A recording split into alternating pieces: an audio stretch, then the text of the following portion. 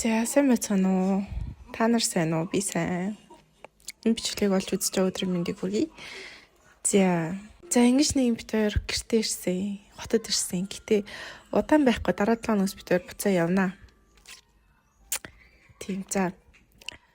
Юу яа шууд бичлэг руугаа оръё. Алын юм ярихгүйгээр хэдүүлээ шууд гол юм руугаа оръё. За энэ бичлэгийг би одоохондоо яг юу гэж нэрлэхээ мэдэхгүй байна. За мэдгүй тэгвч гэсэн постлоо нэг нэр олоод өгчихлээ.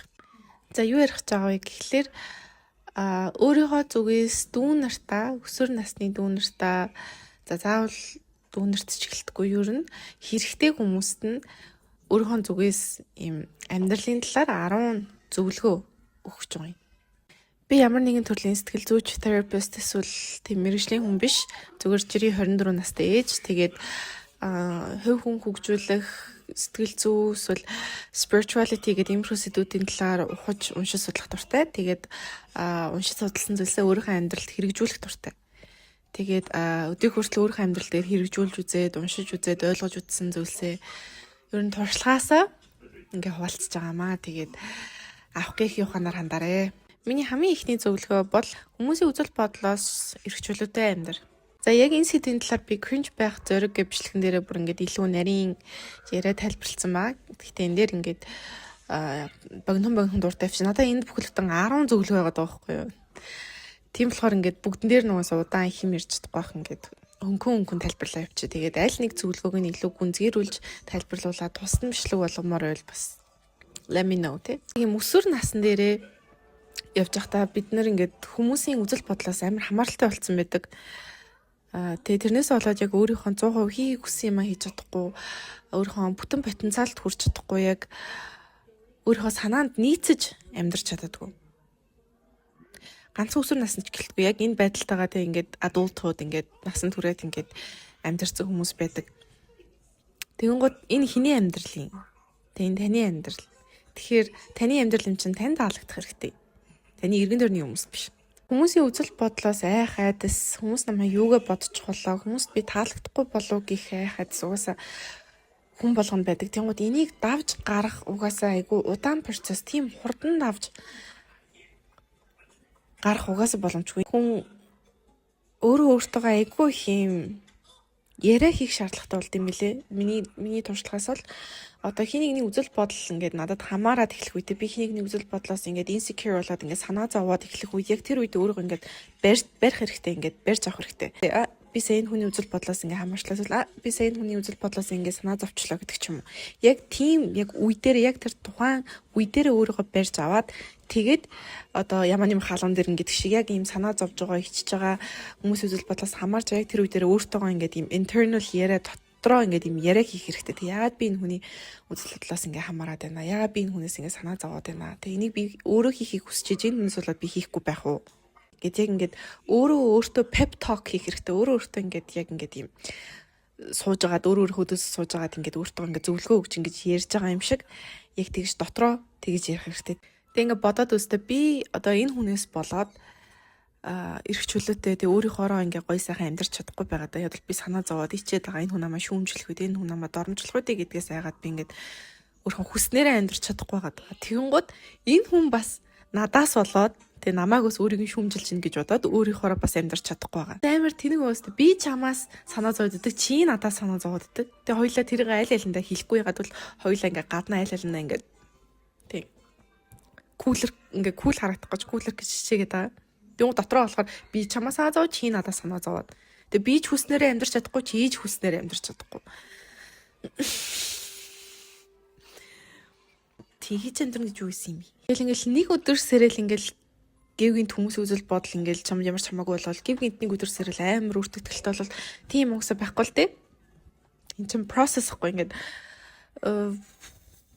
journey тэ process journey энэ чинь ингээд адал явдал ингээд баг багаар үе шаттай зүйлхгүй. Үр дүн ямар үед харагддаг вэ гэхэлэр ойлгоод ухаарад ирэхээр үр дүн харагддаг юм бэлээ. Нээрээ эн чинь миний амьдрал штэ тэ нээрээ ингэж хүний үзэл бодлоос ичээ сан зовж ингэж амьдарч би тэг ганц амьдрал ингэж үрээд яах вэ?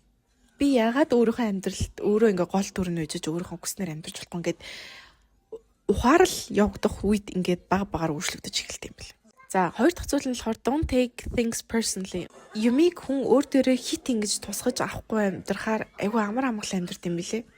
За би нэг өөртөө тохиолдсныг үйл явдал дээрээс жишээ авч ярив заяа. Би ингээд найзуудтайгаа өсвөр наснд л байсан баг. За найзуудаа ресторан хоол идэх гэж суужлаа. Тэгсэн чинь ресторанд ийм overweight одоо илүүдэлжинтэй охин ингээд ороод ирсэн. Бидний үеийн за илүүдэлжинтэй охин ингээд ороод ирсэн. Тэгмээ тэр охин болохоор ийм crop top буюу одоо ингээд гизээ гарсан ийм подолк өмссөн байсан. Яг 100 байсан. 100-ны үйлрлээсэн. Тийм гизээ гаргасан ийм подолк өмссөн. Тэгсэн чинь тэрийг харсан одоо манай ширийн суужсэн найзууд дундаас нэг охин тэгж хэлсэн. Тэрийг хартаа унцсан гидтэй бижиж амар crop top өмссөн. Тэгээд ингээд гидсэн нь одоо ингээд ийм бүдүүн унцсан бижиж одоо яаж ингэж ийм гизээ гаргасан crop top өмсөж чадваа. Ямар сэжигэн юм бэ? Ямар сэжигэн харагддсан бэ гэж хэлсэн. Тэгээд тэр охин болохоор нэг тийм бондгордуу талдаа жоохон биерхүү талдаа охин.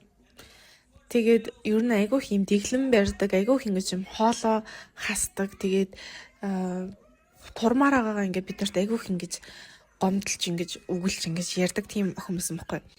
Хүнд таргалах үе ч турах ч үе байна. Тэгээ жин бол ингээд хэлбэлцэл байдаг тий.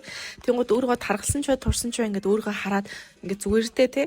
Ингэж одоо таргалсан нь одоо миний үнцнийг тодорхойлохгүй таргаллаа гэд би одоо ингээд тий worthless биш те арай бага үнцэнтэй гэсэн үг биш. Би өөртөө хайртай хിവэрээ те өөрийгөө толин тараад ингээд жин юмсан биеж хүртэл ингээд хараад хайрлах чаддаг эмэгтэй хүн хизээч тархан эмэгтэй хүнийг хараад өө яарсан заваарсан гэж хэлэхгүй байхгүй.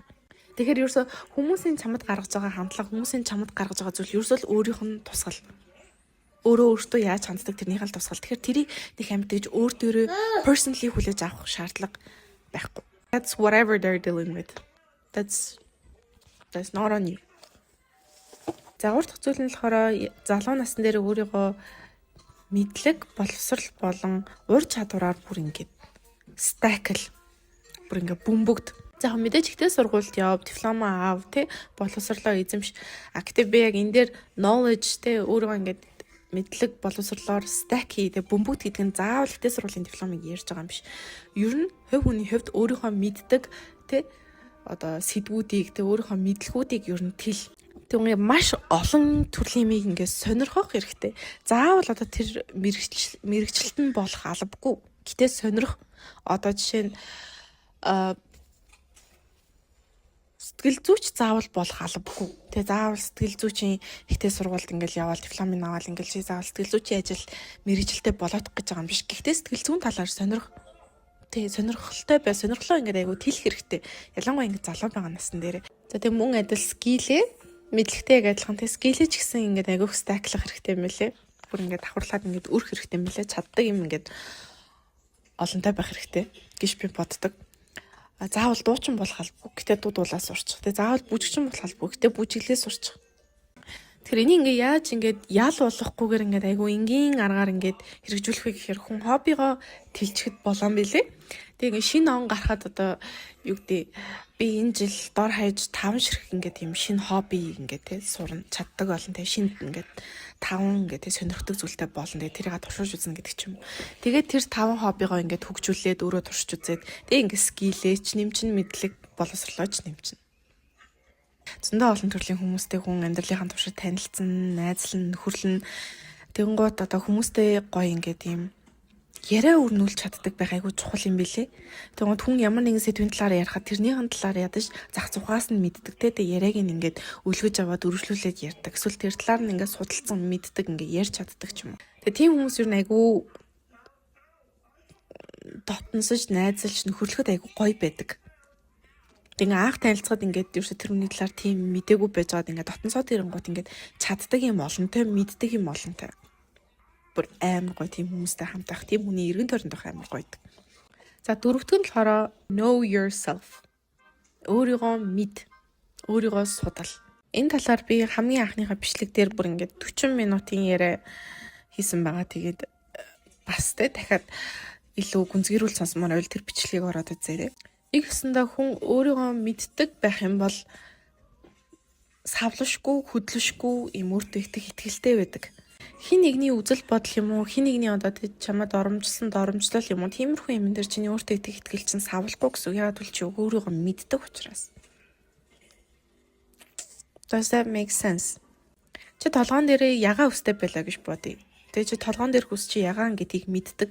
Тэгвэл хин нэгэн хурц ирээд чиний үс чинь ногоон биш дээ. Эсвэл чиний үс чинь шар биш дээ. Чиний үс чинь улаан биш дээ гэж хэлэх юм бол чи тэрэнд савлахгүй гэсэн үг байхгүй. Хин нэгэн нүүрэн дээр чи хурц чил толгоон дээр улаан үсч өстэй заваан байна. Толгоон дээр улаан үсч өстэй муухай харагдаж ин гэж өрлөөлөж болно. You're not gonna be faced. Танд юусэн хамааралгүй. Ягаад гэвэл тэн толгоон дээр хүс яагаан гэдгийг та мэдж байгаа. Та зүгээр тэр хүнийг гайхаал өнгөрөх байх. Энэ ч одоо тэг яац юм бэ? Сохор юм бах та. Эсвэл жоохон сэтгэс мэдээлэл асуудалтай юм бах та. Юудал та ингээл гайхаал өнгөрнө. Эсвэргээрээ та өөрийнхөө үсийг ямар өнгөтэй гэдгийг мэдэхгүй байлаа гэж бодъё. Тэнгууд хүмүүс үрж ирэл өө чиний үс ч өстой улаан юм биш. Өө чиний үс ч өстой ногоон юм биш. Чиний үс ч өстой ийм юм биш, тийм юм биш гэж хэлэхэд та тэр үг болгонд нь ингээд савлах байхгүй. Өө яна нэр миний үс улаан юм болов? Тэгээ нэр миний үс шар юм болов? Яна. Хүмүүсийн хэлж байгаа нэг комент болгон таныг савлуулна. Таны өөртөө итгэлийг чинь савлуулна. Нэг хэсэндээ л хүн өөрийгөө маш сайн мэддэг байх нь өөртөө итгэлийг нэмэгдүүлдэг. Савлашгүй, хөдлөшгүй яг юм бат өөртөө итгэлтэй болдог гэж хэлэх гээд байна. За 5 дахь зүйл нь болохоор enjoy the process, don't wait. Үйл явцдаа дурл гэх юм уу? Хүмүүсийн юмны одоо ингэ анзаарч байгаагаар надад ч гэсэн яг тийм үе байсан зөө. Яг ингэч юм бол би яг аз жаргалтай боллоо. Ингэч юм бол би яг амьдарч эхэллээ. Ингэч юм бол би яг ингээ гоё болох гэдэг нь одоо тий сургуулаа төгсчих юм бол эсвэл ингээд ажилд орчих юм бол эсвэл машин авчих юм бол байр авчих юм бол үргтэй олчих юм бол тий эсвэл ингээд карьераа босгочих юм бол бизнестэй олчих юм бол gosh заа амьдралд ингээд тий enjoy хийх гэж амьдралд ингээд аз жаргалыг мэдрэх гэж ингээд дандаа ингээ хойшлуулад байдаг. Ингэч юм бол би яг ингээд гоё аз жаргалыг мэдрэх. Ингэч юм бол би яг амьдралд гоё enjoydох гэдэг. Миний хэлээд байгаа юм юу вэ гэхээр enjoy the process. Одоо ингээд амжилт руугаа явж байгаа одоо тэр процессндоо аз жаргалыг мэдэр. Тэр процессндоо enjoyed. Зорилго тавьсан байгаа шүү дээ. Яг зорилго тавьж болно шүү дээ. Хүн мэдээж амьдралдаа зорилготой байх хэрэгтэй. Байр авах. За одоо шинэ байр машинтай нөхөр хүүхэдтэй гэдэг ингээд нэг юм эцсийн зорилго байлаа гэж үзье. Тэнгууд заавал одоо энэ А-цэгээс Б-цэг байгаа шүү дээ. Тэнгууд заавал энэ Б-цэг дээр очиж амьдрал enjoy-дох гээд. Заавал энэ Б-цэг дээр очиж ингээд амьдралаас ингээд таашаал мэдрэх гээд. Тэг ингээд энэ А-цэгээс Б-цэг рүү явах процесс нь ингээд юм там юм шиг. Тэг энэ дээр очон очтол ингээд аз жаргал мэдэрч болохгүй юм шигээр ингээд өөрийгөө шийтгээд байгаа юм шиг. Очиж явах явцдаа амьдрал enjoy л тоо. Тэгээ А-гаас Б-цэг рүү яв. Гэтэ явж явах замдаа ч гэсэн амьдралыг таашаал та. Яг одоо таны байгаа цэг одоо тэр эцсийн тэ зориг тавьсан тэр цэг чинь арай бишэж болно, тийш арай хүрээгүй байж болно. Тэглэг гээд та яг наад цэг дээрээ тэ амьдралыг таашааж болохгүй, enjoy-дж болохгүй, талархаж болохгүй, амьдралыг мэдэрч болохгүй гэсэн үг биш шүү дээ. Таны яг одоо байгаа цэг дээр чинь ч гэсэн талархах зүйл байж л байж таараа. Ямар ч юм хэцүү, зовлонтой амьдралыг унсан, фейлсэн үе дээр явж исэн байсан ч тэр зовлонтой цэгт чинь хүртэл талархах зүйл байгаа. Та хэрвээ ингээд талархыг гэдэг бүр яг юм сэтгэлээр ингээ харах юм бол талархах зүйл байгаа. Одоо хамгийн наанцах нь амьд явж байгаа та талархаж болно. Тэ амьсгалж байгаа агаар та талархаж болно. Унж байгаа уналт болгондоо, фейлдж байгаа failure болгондоо, алдж байгаа алдаа болгондоо хүртэл хайртай байж болно.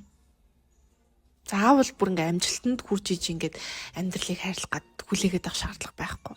За 6 дахь нь болохоор бас 5 дахь зөвлөгөөнийхөө Б хөлбөр нь. Энэ бол зүгээр л fail гэж байгаа. Зүгээр л fail.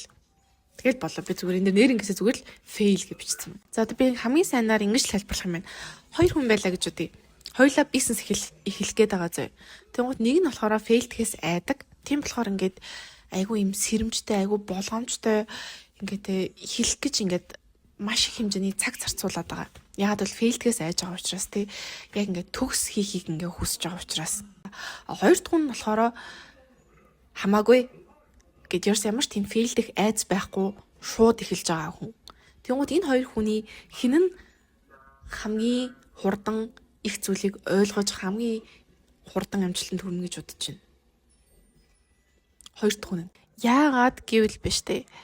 Хоёр дахь хүн нь төрүүлж эхлээд төрүүлж олон фейлдээд тэгээд тэр хүн фейл болгоноосоо бизнесийн талаар айгүй хэм ойлгож авч байгаа байхгүй. Уналт болгоноосоо. Угаасаа тийм бааз фейлдээд ингэж болдгоо юм байна. Нэг юм ойлгоод авчлаа тийм үү. Дахиад фейлдээд энийг бас болдгоо юм байна.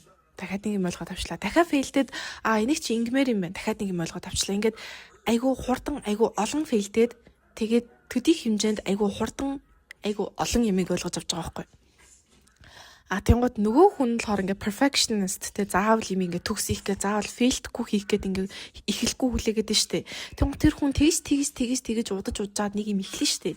Тэнгууд эхлээд яаж ч фейлдэхгүй гэж бэлдсэн байсан зөө. Яаж ч ингэж маш бүрэн хэмжээний бэлтгэлтэй орсон байсан угаасаа фейлдэн зөө. Угаасаа унаа яад л хүн анх удаа юм хийж үзэж байгаад угаасаа ундаг байхгүй. Энэ бол угаасаа reality of a beginner. Анхан шатны хүний угаасаа бодит байдал. Тэгээд нэгдүгээр хүн нь эхнийхээ чулуун дээр бүдрээд хамгийн анхныхаа lesson тэ хамгийн анхныхаа хичээлийг ингээд ойлгож ухаарч авч хахад хоёр дахь хүн яасан байх вэ? Аль хэдийн 2 3 4 5 дахь чулуун дээр бүдрээд аль хэдийн босдгоо босоо тэ гэлс бүдрээд гэлс ойлгоод гэлс босоод унах болгоноор тэ хүн ямар нэгэн зүйл сурч авч идэг ойлгож авч идэг. Тэгэхээр төдий хэмжээнд хурдацтай урагшилж хурдацтай дараагийнхаа шат руу ахина гэсэн үг.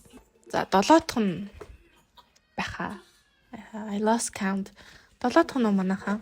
За 7 дахь нь л явчих. Thoughts are energy.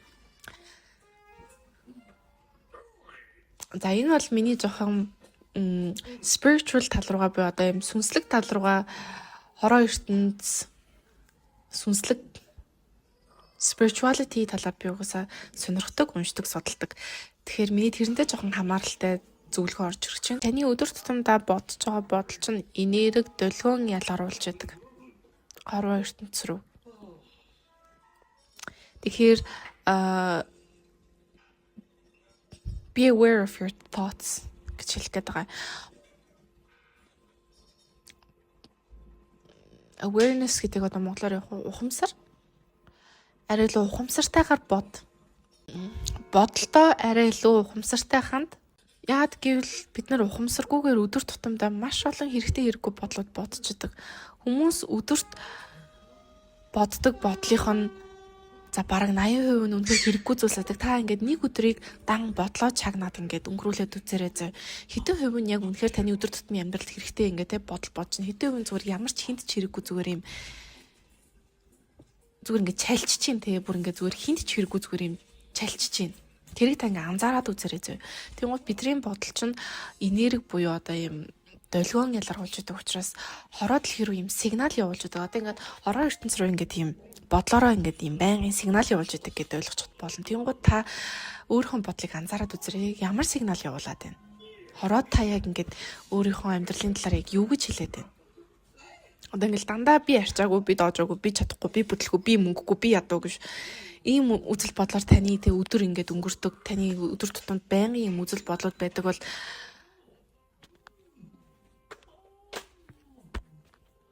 угаасаа л таны амьдрал болж бүтэхгүй л байгаад. Тэгэхээр be more aware of your thoughts, өөрийнхөө үзэл бодолд илүү ухамсартай ханд. 8 дахь нь болохоор manifestation. За би энэ дэр manifestation гэж бичсэн байна. 8 дахь нь болохоор you get what you put out. Сүүлийн үед spirituality ийм айгу алдартай болоод байгаа шүү дээ тий. Айгу ийм тарот, хүзөр, spiritual тий юмнууд ингээд ер нь залуучуудын дунд айгу тийм тренд popular болоод байгаа. Тэгээд эхлэнгууд manifestation гэдэг зүйл бас тагаад айгүйх газар авсан. Тэгээ залуучууд айгүйх бэстэ manifest чинь, ийм manifest чинь, тийм manifest чинь гэж айгүйх ярьдаг болсон. Тэгээд ихэнх нь яг no hate гэдэг ихэнх хүмүүс яг manifestation-ы талаар айгүй буруу үзэл бодолтой явдаг юм байна лээ. Тэгээ би яг жинхэнэ manifestation-ыг та нарт одоо тайлбарлаж өгч шүү. За хүмүүсийн ихэнх нь мэддэг manifestation бол одоо тий одоо цаасан дээр бичих тий одоо эсвэл affirmation тий өөртөө ингэж давтаж хэлэх би үзэсгэлэнтэй би турхаа би сайхан амьдралтай гэл ингээл давтаж хэлэх эсвэл ингээл цаасан дээр бичих эсвэл цаасан дээр бичиж шатаах өөр юу гэдэг лээ Эсвэл ингээл dream board гэж тэгдэгтэй ингээд ийм хавтан дээр ингээд өөрийнхөө мөрөөдлийн амьдралыг ингээд зургаар ингээд принтерлээд ингээд dream board хийх мих гэл юм ингээд амар олон төрлийн manifestation байдаг шүү дээ. Most of them are not gonna work. I'm sorry, most of them are not gonna work. Ихийг нь үйлчлэхгүй. Хэрв та тийм manifestation-ууд аль нэгийг нь хийж үтсэн бол бараг таа ч гэсэн өөрөө бараг ингээд мэдэрч үтсэн байх тий. Үйлчлэхгүй байгаа зү. За би одоо яг жихэн manifestation хийх ингээд аргыг та нарт тайлбарлаж өгье. За би хэлсэн шүү дээ тий. Хүний үзэл бодол энерги байдгаа гэд.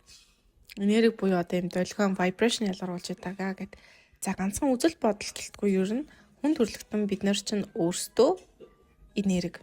Тийм үү? Энтэй бол марахгүй тийм үү? Энэ бол ямар нэгэн ийжэд биш шүү дээ. Энэ бол science. Тийм үү? Бид нар чи энергитэй, энерги бий ч үдэ би та тийм амьд бит бүгдээрээ. За тэгвэл бид нар ч гэсэн энерги, долгион, vibration хорвоо ертөнц рүү ингээ ялгаруулж идэг.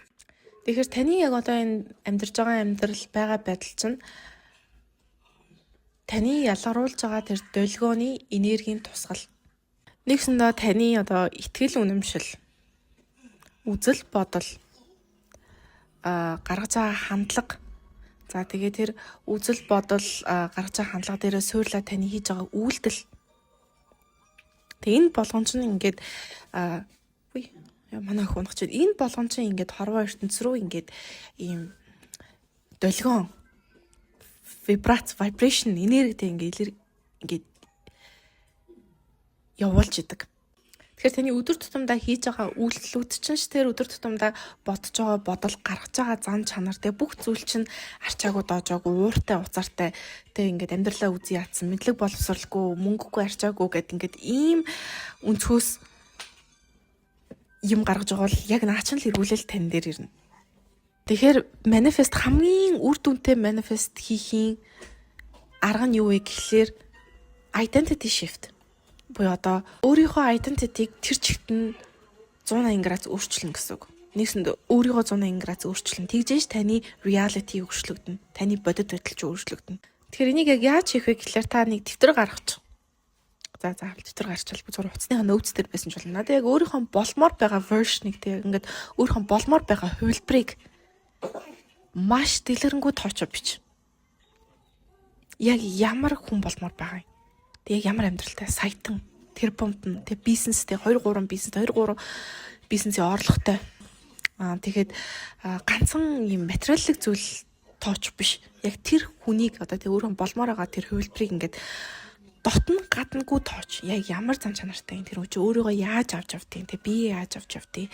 Яаж ярьдیں۔ Яаж үнэртдیں۔ Яаж хөдөлтیں۔ Яаж одоо тэг боддیں। Юу боддیں өдөр тутамдаа. Зүгээр тэр хүнийг ингээд нүдэнд харагдтал гадна дотноггүй маш нарийн дүрсэл. Зүгээр ингээд саятан болох биш. Яг ямар ажил хийдیں۔ Яг ямар мэргэжил хийдیں۔ Яг юу хийгээд ямар бизнес хийгээд тэрүүгээр амжилтанд хүрээ саятан болцсон юм. Тэгээд маргаашнаас нь тэр эмхтэй бай. Мэдээж ингээд 100% тэр эмхтэй байж чадахгүй тийм үү? Яагаад гэвэл одоо тэр машин байхгүй, тэр одоо тий том хаус нь байхгүй, тэр одоо өмтөг зүүдэг дизайнер хувцснууд нь байхгүй. Гэхдээ маргаашнаас байж болох юмнуудаас нь их л. Одоо материаллык зүйлүүд нь шууд маргаашнаас нь одоо тэр эмхтэй байх ингээд боломжгүй шүү дээ материаллык зүйлээс нь. Гэхдээ юу маргаашнаас нь та байж болох гэвэл бие яаж авч явдیں۔ Ямар туршилтай юм? Ямар үзэл бодолтой? Яаж ярьдیں? Яаж ханддیں? Ямар мэдрэмж тэр эмхтэй өдөр тутамд авдیں? Тэрийг нь та маргаашнаас шууд байж болох байхгүй. Тэгэхээр та одоо маргаашнаас ахвалаа хийж байгаа үйлс болгондоо миний тэр одоо тэр хувилбар тэр version ингэх байсан уу гэж ингэж асуу. Хийж байгаа үйлс болгоно бодож байгаа бодол болгоно гаргаж байгаа хандлага болгоно яг тэр эмхтэй гин хийх байснаар хий. Ойлгогдож байна уу? Гэтэ мэдээж ингээд шууд 100% ямарч одоо тэг алдаагүй тэр эмхтэй байнгын байж чадахгүй та. Заримдаа та ингээд алдаад одоогийнхоо өөрлөө ингээд халтраад орчоод байна. Одоогийнхоо өөрлөө халтарч орсноо мэдсэн бол буцаагаар. Тэнд нэрвдэх шаардлага байхгүй, уурлах шаардлага. Би ингэж бодчихсон чинь мартаад ингээд өөрийнхөө одоогийнхоо өөрөөртөө ингээд хийчихдэг. Би тэр эмхтэй байх гэдэг байгаа шүү дээ. Ингэж нервтэй стресс ямар шаардлага байхгүй. Зүгээр буцаал бос. Халтраад орцсон бол. Тэгэхээр одоо тэр эмэгтэй чинь ингээд ажиллаа хийхийн оронд ингээд зүгээр ингээд TikTok дээр ингээд бүтэн цаг ингээд doom scroll хийж зүгээр ингээд reel TikTok гүйлгэж суух уу? Үгүй л ах те таны тэр хувилбар бол ингээд те ингээд утсанд донтоод ингээд reel TikTok ингээд ямар ч үр бүтээлгүй ингээд scrollд суухгүй байх. Тэгэхээр та бас тийг суухгүй л гэсэн үг байхгүй юу? Тэнгууд яаж ийнэ гэхээр та identity shift хийж эхэлж гэнэ гэсэн үг байхгүй юу? Ингэж identity shift хийх юм бол таны reality буюу таны бодит байдал чинь дагаад shift хийнэ. Тэгвэл энэ ингүүнээ угаасаа гоё сайхан амьдралтай ингүүнээ. Тэ мөнгөтэй, төгрөгтэй, баян, сайхан ганцхан мөнгө төгрөгч гэлтгүй ер нь хувь хүний хувьд тэ ийм амар амгалан, аз жаргалтай, хайраар дүүрэн ийм тэ миний мөрөөдлийн ийм гоё ингүүнээ. Энэ нь болохоор миний тэг хүсэхгүй байгаа ингүүнээ. Одоо тэ амжилтгүй, өөртөө итгэлгүй, үз яддаг ингүүнээ. Миний хүсэхгүй байгаа амьдралаар амьдарч байгаа ингүүнээ. Тэгэнгუთ нэг өсөндө та яах ёстой вэ гэхлээр аль хүсэж байгаа ингүүнийгийнхаа бие рүү л орно гэсэн үг байхгүй юу? Энэ жоохон crazy сонсогдож магадгүй. Гэтэ зүгээр л тийм тэр хүсэж байгаа хувилбарынхаа бие рүү нь орно гэсэн үг. Яаж орох вэ гэхлээр зүгээр л тэр хүсэж байгаа хувилбар нь бай. Тэр хувилбараараа аашил, тэр хувилбараараа бод, тэр хувилбараараа сэтг, тэр хувилбараараа үйлдэл хий. Тэгхийн бол та тэр хүсэж байгаа ингүүнийгийнхаа бие рүү орж ийн гэсэн үг. Тэр хүсэж байгаа ингүүнийгийнхаа биеэр амьдарч ийн гэсэн үг. Тэгэхээр угаасаа энэ ингүүнийгийн амьдрал тань заяагдана штэ. I don't know if it makes sense. Гэтэ би чадхаар бол яг ингэж л тайлбарлаж байна. Тусад нь guys, яг энэ сэдвийн талаар тусад нь яг ийм бүрэн хэмжээний бичлэг апмаар байвал хэлээрээ за би арай илүү бодлоо згсэлж жагаад арай илүү бэлтэж жагаад бүр яг manifestation-ы талаар ингэж тусад бичлэг оруулж болно. За тэгэхээр тийм what you put out you get. You get what you put out. За 9 дахь нь болохоор live in the present буюу одоо цагтаа амьдрах талаар. За энэ талаар бас би тусад нь өөрийн гэсэн би даасан бичлэг хийж оруулна гэж бодож байгаа. Гэтэ энэ бичлэгэн дээр дурдчихъя. Одоо цагтаа амьдрна гэдэг бол амьдрна гэсэн үг. Тэгэл одоо цагтаа амьдарч байна гэвэл та амьдарч байна гэсэн үг. Та өнгөрсөндөө та ирээдүйдээ амьдарч байна гэвэл та амьдрахгүй байна гэсэн үг. Ирээдүй бол жинхэнэ биш, өнгөрсөн бол жинхэнэ биш. Өнгөрсөн гэж байхгүй, ирээдүй гэж байхгүй. Энэ бол зүгээр л таны тархин доторх байгаа бодол. Та өнгөрсний талаар ямар нэгэн ингээ үзэл бодолтой, ямар нэгэн одоо memory буюу одоо ингээд дурсамжтай тэгээд тэр дурсамжаа та тархиндаа ингээд хадгалаад авчихсан. Тэгээд өнгөрсөн гэхээр та тэр дурсамжаа гаргаж ирж боддог. Ирээдүй гэх юм бол ирээдүй гэж зүйл байхгүй. Ирээдүй гэж зүйл бол яг байхгүй. Гэтэ зүгээр та ийм байж магадгүй, тийм байж магадгүй гэж зүгээр ингээд тань тархин дотор бахан таамгууд байдаг. Тэгээд та тэр таамгийнхаа талаар бодохдоо ирээдүйг бодож ин гэж боддог. Гэтэ яг өнгөрсөн гэж байхгүй, яг ирээдүй гэж бол байхгүй. Одоо цаг л гэж байна. Ингээд мөнхөд үргэлжилж байгаа одоо цаг. Ингээд эцэс төгсгөлгүй одоо цаг л гэж байна. Тэгэхээр өнгөрсөн гэдэг бол ерөөсө таны толгойн дотор байгаа memory буюу одоо дурсамж. Ирээдүй гэдэг бол зөвхөн таны толгойн дотор байгаа төсөөлөл. Ийм зүйл болж магадгүй, тийм зүйл болж магадгүй гэсэн таамаглал. Тэрээс шүлж их юм биш.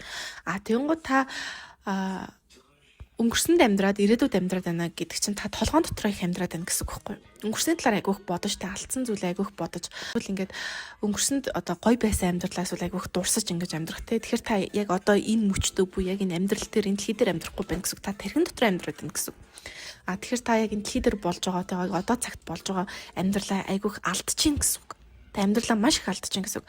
Эсвэл ирээдүйд гин талаар тайгуух санаа зовдөг бол та ингээл дандаа яах бол их бол гэл дандаа ирээдүйн талаар боддог. Эсвэл ингээл ирээдүйн талаар ингээл айгуу гой зүйлсийг ингэж төсөөлж ингэж ургуулan боддог бол та бас л толгойн дотор амьдраад байна гэсэн үг. Тэр яг одоо урд чинь болж байгаа мөчийг та алдаад байна гэсэн үг. Магадгүй те би заримдаа охиноо салхилуулж байхдаа айгуух ингээд юм ирээдүйн талаар ч юм ингээл өнгөрсний талаар ингээл айгуух толгойн дотор ингээд орчдөг байхгүй. Толгойн дотор амьдраад эхэлдэг. Тэнгуут би яг одоо охинтойгоо өрнүүлж байгаа, тэ охиныгоо салхилуулж байгаа, охиныгоо гоё тоглож байгаа, охиныгоо инээж байгаа, хөөрж байгаа. Тэ тэр болгоныг би алдчихна гэсэн үг. Тэгэхээр ингээд та амьдралынхаа турш маш их ингэж өнгөрснөө бодож, ирээдүгөө бодож ингэж амьдрахаар та амьдралынхаа маш их хувийг алдаж амьдраад байна гэсэн үг. Тийм. Тэгэхээр аль болох одоо цагтаа одоо мөчтөө амьдрахыг хичээгээрэй. Амьдраарай, өөрийнхөө амьдралаар амьдраарай, битгий алдаарай. За тэгээ хамгийн сүүлийнх нь буюу арт тун болохоор learn about emotional regulation. За emotional regulation гэдэг нь сэтгэл хөдлөлөө зохицуулах одоо тэр ур чадварыг хэлээд байгаа маа. Emotional intelligence буюу те EQ гэж ярьдаг. Энэ болохоор амьдралд маш хэрэгтэй зүйлсийн нэг юм билээ. Сэтгэл хөдлөлөө зохицуул сурна гэдэг нь сэтгэл хөдлөлөө үгүйсгэх биш, дарах биш, нуух биш те. Сэтгэл хөдлөлөөсөө зүхтаах биш, хүлээн зөвшөөрөөд тэгээд зохицуулна. За энэний өмнөх бичлэг дээр би ярьсан те сэтгэл хөдлөл буюу emotion гэдэг бол хүний биед үлдэх ёстой зүйл биш юм аа. Яг урсгал ус шиг ингээд дайраад өнгөрөх ёстой зүйл. Одоо хүн уурлаад тайвшрах ёстой. Энийгээд тайвшрах ёстой те. Гуниглаад тайвшрах ёстой.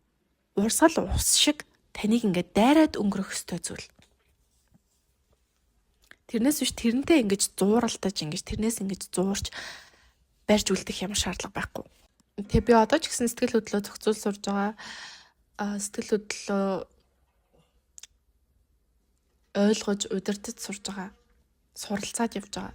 Миний бас яг чадсан зүйл бол биш. Ялангуяа ингээд ээж байхаар ингээд айгуу юм хурдан нэрвт гээд аюу жижигхэн зүйл дээр одоо миний санснаар болохгүй бол би одоо ямар нэгэн expectation буюу одоо ямар нэгэн хүлээц тавьчих штэ тэ өнөөдрийг ингэж өрнүүлнэ хүүхдээ ингэн тэгнэ гэд.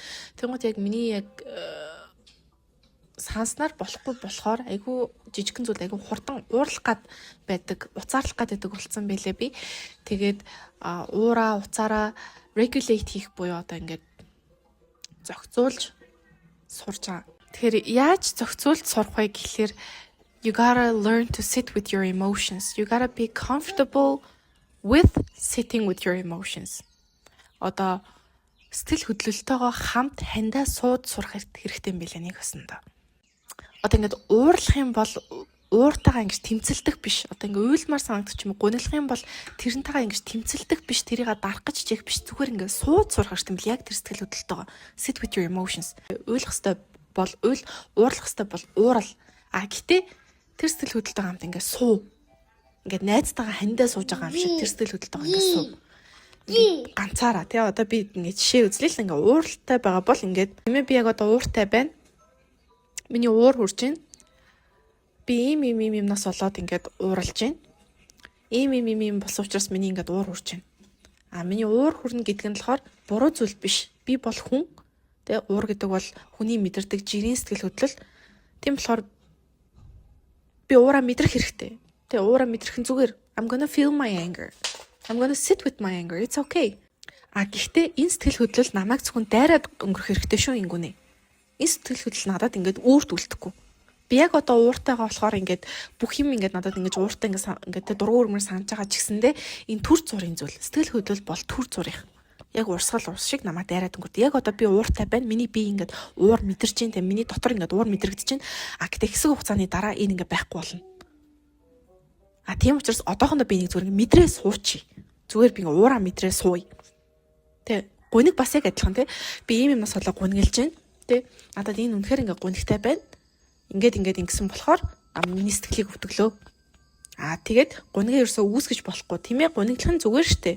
Би чи хүн ийм юмнаас болоод миний гуйн тэг ингээ уйлмар санагдах нь ингээ зүгээр уйлах шаардлагатай бол уйл зөө уйлангаа энэ бодлогыг бод зөө дотроо би бүр ингээ яаж бодохыг нүртэл ингээ танаар тэлж өгч юм зөө. Гэхдээ би үргэлж ингэж гунигтай байхгүй. Энэ сэтгэл хөдлөл энэ гунигчин ч гэсэн төр зүйлийн зүйлээ. Би одоохондоо л ингэж миний дотор ингээ өвдөж шархалж ингэж гуниглчаа хэсэг хугацааны дараа би тайвширнаа. Сэтгэл хөдлөл гэдэг бол намайг ингээ дайраад өнгөрдөг зүйлээ. Яг одоогоор бол би гунигтай байна. Яг одоогоор би гунигаа бүрэн бүтэн мэдрээд тэгээ зүгээр гунигтайгаа би сууя. Гэт ингээ уйлаа суу. Зүгээр л уйлаа суу. Би гунигаа мэдэрч ингээ мэдэр анхаарлаа ингээд өөрт чинь төрж байгаа тэр гунигтай мэдрэмж бас тэр мэдрэмжэндээ анхаарлаа төвлөрүүл. Тэг ингээл гунигаа мэдрээл суу. Окей. Бүр хэтрүүлж бодох хэрэггүй те гуниглуулахыг таны ингээ гуниглуулах одоо тэр болсон зүйл шалтгаан баг шээ. Тэрний хадлаар ингээ хэтрүүлж бодвол улам өөрийгөө ингээ гуниглуулах шаардлага байхгүй. Тэр намайг гэсэн намайгсан. Битээ тэгж бод. Зүгээр л одоо төрж байгаа гунигдал анхаар. 20 минут, 30 минут хэр удаан суух шаардлагатай байна. Суу. Тэгээ ингээ хэсэг хугацааны дараа яг ингээд таныг ингээ дайрж өнгөрч байгаа юм шиг багаар одоо сэтгэл хөдлөл чинь угаасаа алга болно. Хүн угаасаа ууралж байсан хугацаанд тайвшрын штэ. 24/7 ингээ тэ үүрт мөнх ууртай байхгүй боломжтой. 24 өдөр үрт мөнх уйлахгүй те гуниглахгүй нь ойлгомжтой хэсэг хугацаанд дараа та угаасаа тайвширна. Ямар ч хэцүү зүйл болсон, ямар ч гунигтай зүйл болсон та хэсэг хугацаанд дараа арай тайвширна. Тэнгууд сэтгэл хөдлөлийн юм давлгаа гэдээ ойлгочих хэрэгтэй байхгүй. Одоо ингээд хэсэг давлгааллаа. Тэгээд ингээд буцаад далаа ингээд буцаад 50 боллоо. Тэгэхээр хэсэг хугацааны дараа 50 болно гэдгээ мэдээд 50 болно гэдгээ ойлгоод зүгээр одоо давлгаалж авах үед нь зүгээр л давлгааг нь мэдрээд суу. Let it be. Зүгээр ингээд бууж өгөх хэрэгтэй. Сэтгэл хөдлөлтөө. Тэмцэх ерөөсөө шаардлага байхгүй. Зүгээр let it be. Just let it be. Be angry, be sad. It's human emotion, it's normal. Ингэж сэтгэл хөдлөлөө зохицуулж, удирдах, өөртөө ингэж ярилцаж те сурах бол айгүй чухал зүйл юм байлээ. Яагаад вэ гэхээр сэтгэл хөдлөлөө удирдах чаддаггүй, сэтгэл хөдлөлөө зохицуулж чаддаггүй айгүй юм реакцлдаг, хурдан реакцлдаг, амархан реакцлдаг хүмүүс үүдэж штэ те. Уурал болоход амархан, үйл болоход амархан. Тийм хүмүүсийг одоо manipulate хийхэд амар амархан байдаг. Тархитахад амар амархан байдаг гэсэн үг байхгүй. Одоо та сэтгэл хөдлөлөө сайн удирдах чаддаггүй байлаа гэж бодъё. Та сэтгэл хөдлөлөө сайн удирдах чаддаг хин нэгэнтэй хэзээ нэгэн цагт таарна. Тэнгууд та хоёр ямар нэгэн байдлаар зөрчилдөхөд одоо эсвэл ямар нэгэн байдлаар одоо тий маргалтахад гэдэг ч юм уу тий ямар нэгэн зүйл болоход тэр хүн танаас илүү сэтгэл хөдлөлөө удирдах чаддаг учраас таныг маш амархан манипулейт хийнэ. Маш амархан тархитана. Яг бол та ингээд тархитахад амархан байгаад байгаа байхгүй. Яг л амар амархан ууралдаг. Жохон ингээл гадна төрхөрн ч юм ингээл доромжилж хоцвол ингээл жохон ингээл хатгачхад та ингээд ууралцдаг, реакцлцдаг, уйлцдаг. Сэтгэл хөдлөлөө ингээд өөрөө зохицуулж чаддаггүй, удирдах чаддаггүй ингээл амар том реакшн гаргацдаг. Тэгэл тэнгууд одоо ингээл одоо тэр нөхцөл байдлыг ингээл өөртөө ашигтайгаар эргүүлээл таны амархан реакцлдаг, emotional regulation чаддаггүй ч өөртөө ашигтайгаар эргүүлээл та ингээл таны гаргасан том реакцийг өөртөө ашигтайгаар ашиглаад "Хүүе, you're being so emotional" чи яагаад ингэ хэтрүүлээд байгаа юм бэ? Гэл өөрөө ингээл хохирогч юм шиг болоод таныг хохирооцсон хэрнээ тэр хүн өөрөө хохирогч юм шиг жүжиглээл те. Чи одоо ингээл ямар амар ингээ хэтрүүлт юм бэ? Ямар амар реакцлт юм бэ? You're so emotional. You're doing too much. You're overthinking.